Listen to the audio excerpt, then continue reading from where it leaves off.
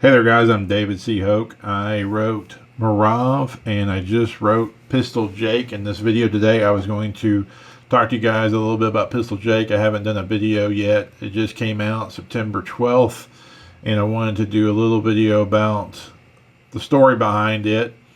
I've done a lot of videos on Marav and just haven't had a chance to do much on Pistol Jake yet. So just the origins of it and where it come from, and just catch up a little bit on what was the story behind it. So basically, doesn't have quite the backstory, if you will, that Marav did. Of all things, I saw the movie Wedding Crashers, and there's a line in the movie, Owen Wilson at the end of the movie, when he's so distraught and he's so beside himself at the altar because he's so lovesick for Rachel McAdams.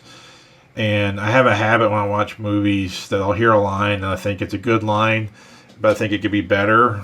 And I'll kind of like say it's a good line and say, but it's not a great line in my head. And I'll think of what the line could be, what could make the line better or make it great. And he says something to the effect of, I can't stop thinking about you. It's all I think about, and I don't know what to do. I'm sorry. and I thought that's a really good line, and that line really stuck with me. But thought it'd even be better if he said, I'm in love with you, and I don't know what to do about it. And for some reason, that line stuck with me ever since that movie came out in, 2008 or something like that. And for some reason, my OCD, weird brain gets stuck in loops with things, and that line just kept sticking in my brain. And maybe I'm the spectrum, I don't know. And that line kept playing in my brain. How he missed a shot with that line, and for some reason that line shifted into seeing a cowboy say it, and then some reason seeing a cowboy say it, I kept seeing his back turned to a woman in like a western house or some sort of a western building with wood walls and rustic things in a old west setting.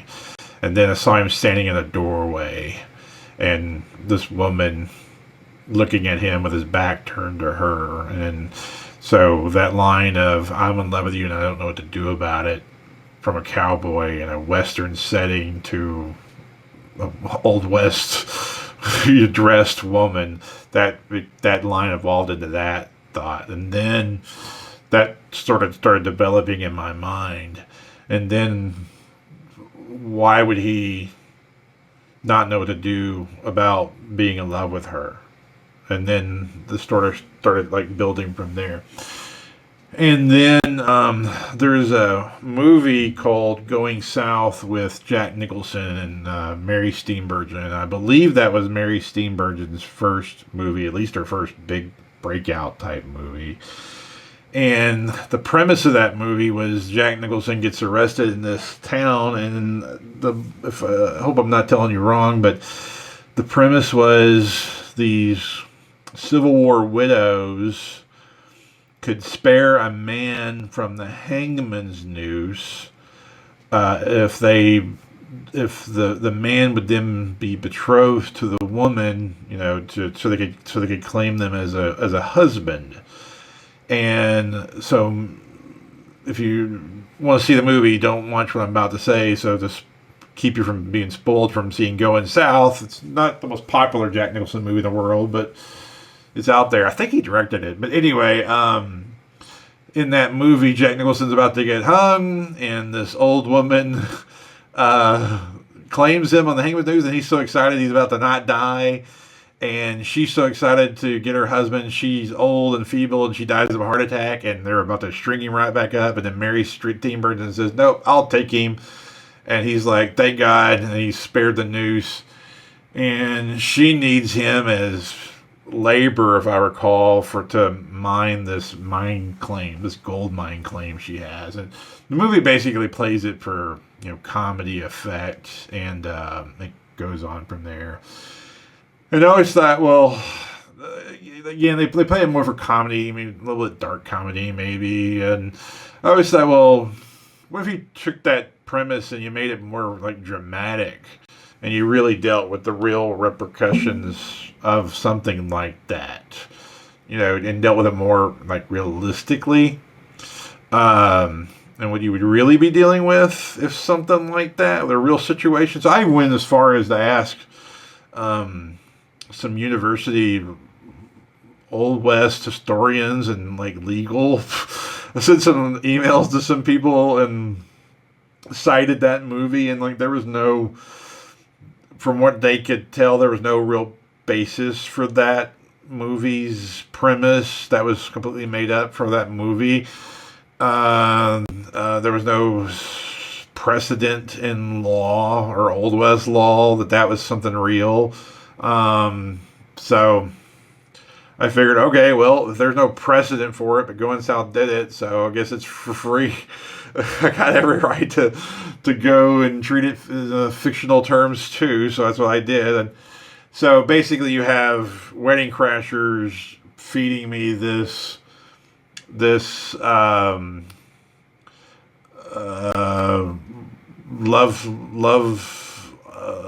story that shouldn't be, and you have Going South feeding me this other form of a relationship that shouldn't be in terms of a legal sense. So I just married the two ideas, and that fostered over time. You have to go. Wedding Crashers, like I said, I believe it came out in 2008. So that idea ruminated in my head a long time, and I like the idea of the older gunslinger, the older cowboy, who's a little, got a little age in his body, might not ride as hard and as fast as he used to, and might not draw as fast as he used to, and things like that. We've got plenty of movies and stories and books and things out there with people who are,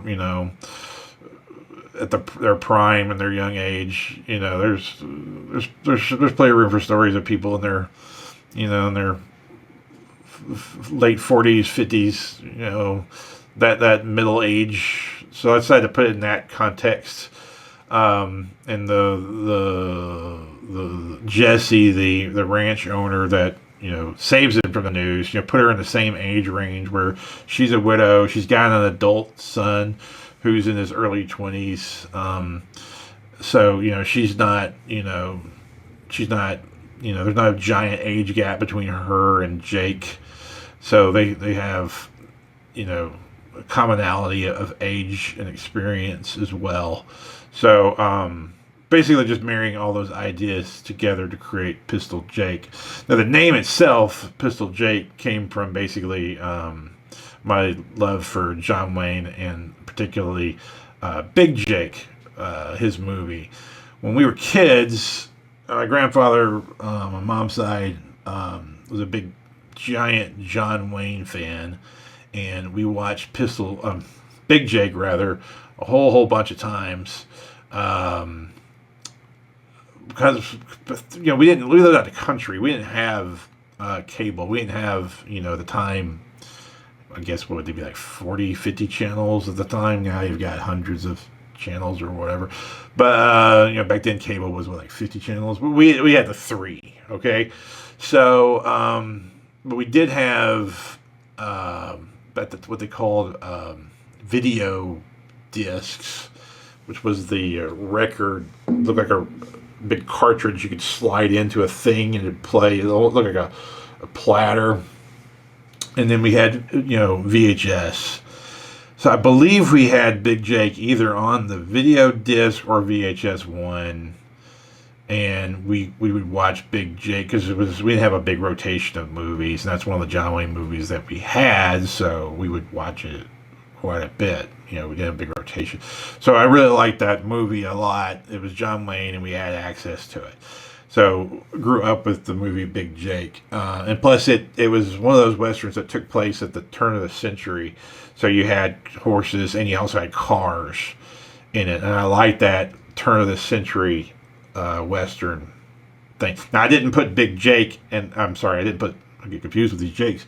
I didn't put Pistol Jake in that era because I didn't want that crossover. I wanted it to be more in the traditional, Old West time frame. So I set it more in like the 1880s, you know, kind of a traditional Old West era. But Big Jake took place in that era. So anyway, that's where the Pistol Jake, you know, title came from, was a nod to Big Jake. Now, Big Jake also had a great villain in Richard Boone. And that's one of the reasons why that movie replayed so well for us, is we liked his voice. And he had also done the voice of Smaug in the cartoon Hobbit. And so we just, as a kid, we just loved the hell out of that. So, because you could see the guy that did the voice of Smaug in the old, you know, 70s, 80s Hobbit. So that was awesome. So Richard Boone made a great villain in Big Jake. And so anyway, we just loved the hell out of the movie as a kid, and I just never forgot that movie. Again, didn't age as well as some of his others, but I still have a soft spot in my heart for it. Hard to get a really good copy of it these days. Wish somebody out there would restore it to at least a HD level, but maybe there is out there and somebody knows about it, that I just don't know about it. But anyway, a great HD copy, let alone 4K, would be great. But anyway, so just marrying, you know, just adding layers of these different ideas on top of each other to create, you know, a deeper story, to create Pistol Jake. Now, Jake himself didn't come together on who he was until in the writing. Actually, that was part of the struggle of writing. The biggest struggle of constructing the story was who the hell Pistol Jake himself was. I had the concept of the aging gunslinger, or bounty hunter, more of a bounty hunter than really a gunslinger. But I started out writing him, wanting him to be more of a Gene Hackman type.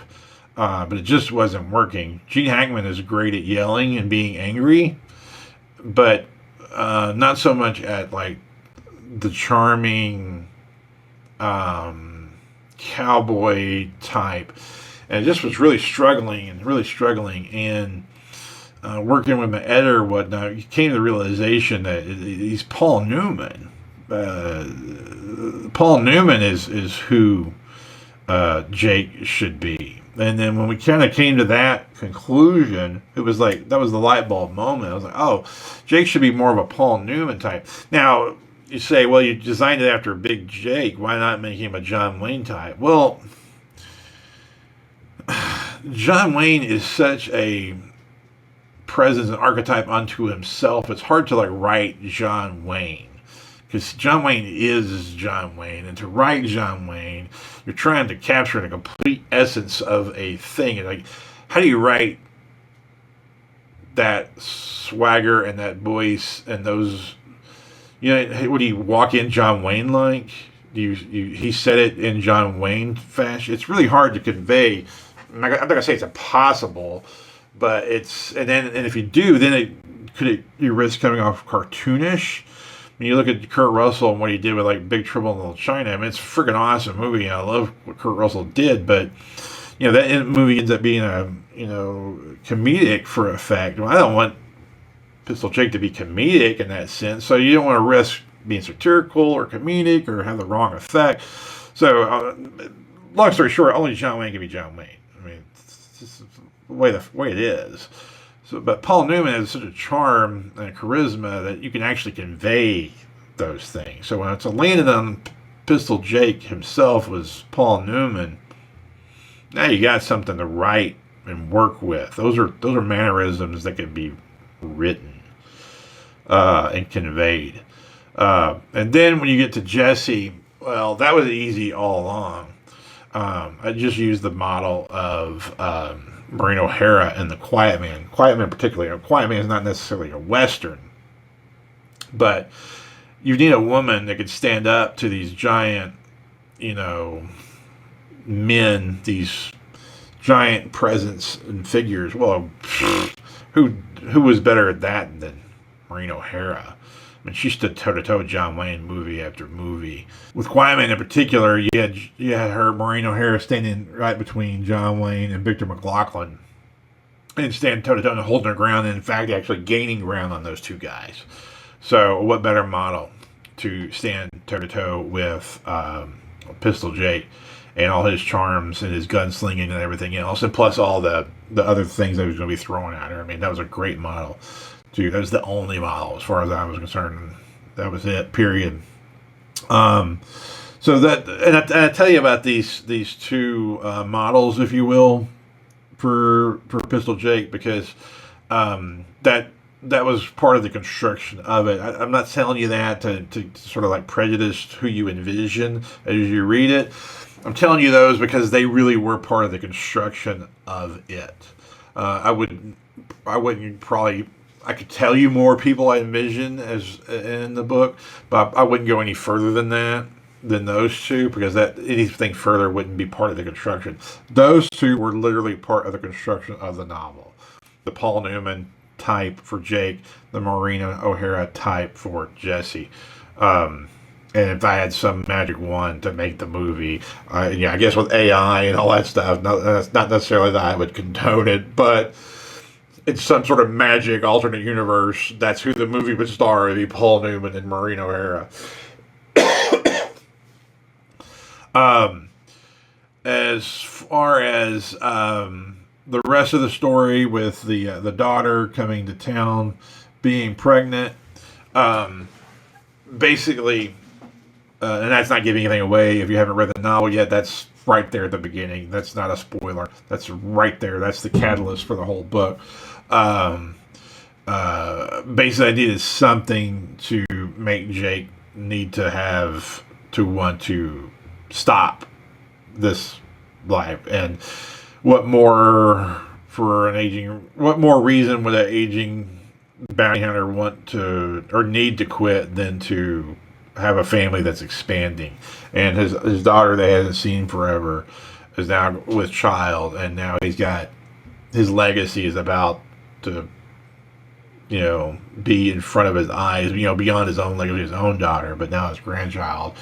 I mean, when you have grandchildren, you see your legacy in front of your eyes. Your own children are your legacy, but then we see the next generation after that, it becomes so much more tangible.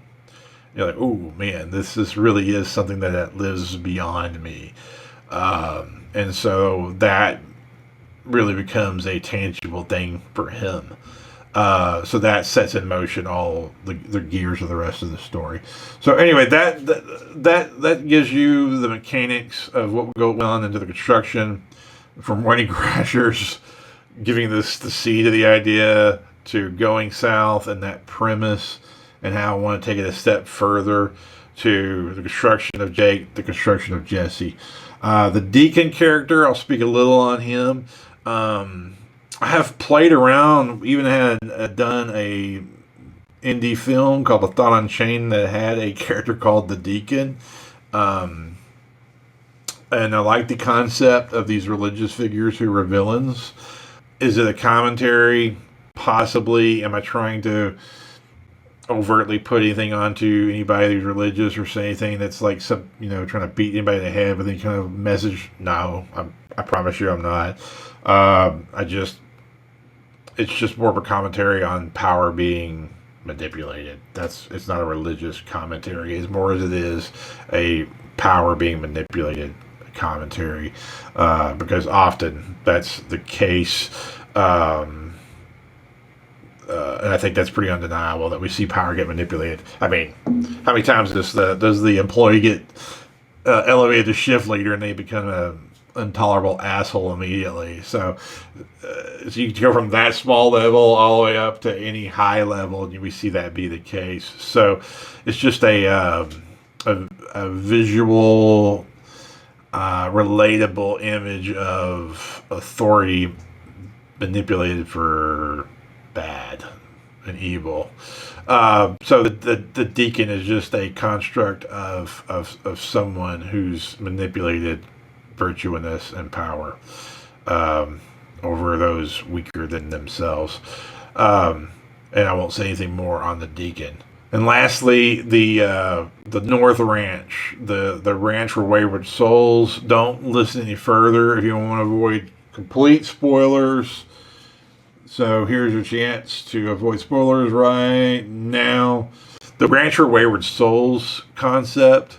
I like the idea of all these people coming together, and though they might have been initially judged, eventually working it out and working together and living in this harmony, even though pretty much each character had this weird, screwed up history that in any normal circumstances they shouldn't be at that ranch living in harmony, but they did, and they all ended up after that initial judgment phase passed. It all works.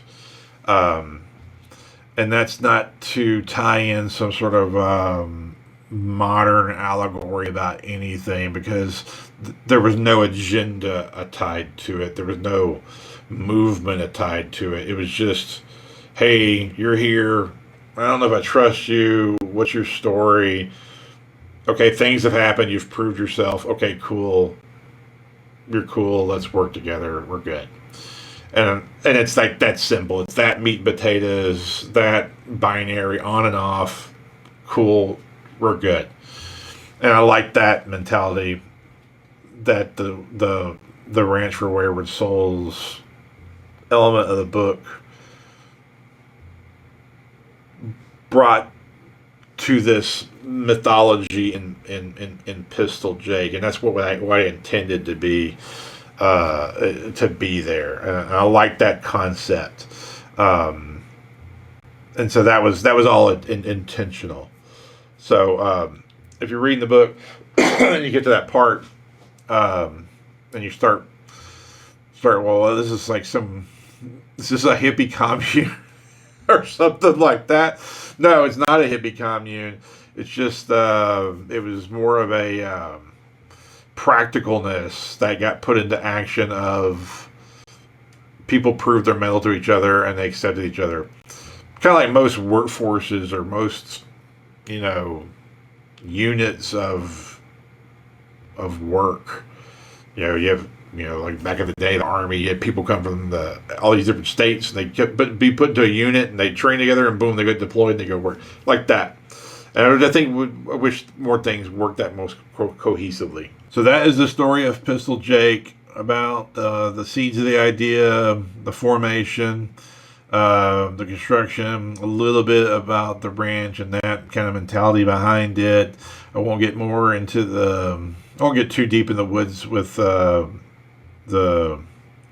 thoughts behind it. At the end of the day, I just wanted to make a good story and a good love story, and I probably could go deeper into some of the things, but it hasn't been out long enough for all that. So we'll let that age a little bit and let more people read it first. Maybe I'll do a spoiler video down a couple of months or something like that. But anyway, that's Pistol Jake.